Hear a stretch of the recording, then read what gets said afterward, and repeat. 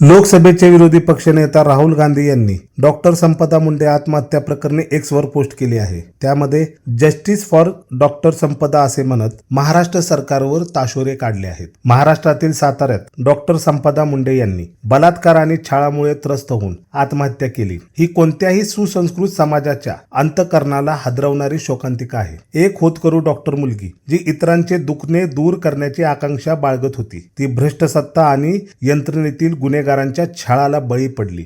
ज्यांना गुन्हेगारांपासून जनतेचे संरक्षण करण्याची जबाबदारी दिली होती त्यांनीच या निरागस मुलीविरुद्ध सर्वात घृणास्पद गुन्हा केला. तिच्यावर बलात्कार आणि शोषण केले. अहवालानुसार भाजपशी संबंधित काही प्रभावशाली लोकांनी तिच्यावर भ्रष्टाचाराचा दबाव आणण्याचा प्रयत्नही केला. सत्तेच्या आश्रयाने गुन्हेगारी विचारसरणीचे हे सर्वात घृणास्पद उदाहरण आहे. ही आत्महत्या नाही, ही संस्थात्मक हत्या आहे. जेव्हा सत्ता गुन्हेगारांची ढाल बनते तेव्हा न्यायाची अपेक्षा कोणाकडून करावी? डॉक्टर संपदा यांच्या मृत्यूने या भाजप सरकारच्या अमानवीय आणि संवेदनाहीन चेहऱ्याचा पर्दाफाश केला आहे. आम्ही या न्यायाच्या लढाईत पीडित कुटुंबासोबत ठामपणे उभे आहोत. भारतातील प्रत्येक मुलीसाठी आता भीती नको, न्याय हवा.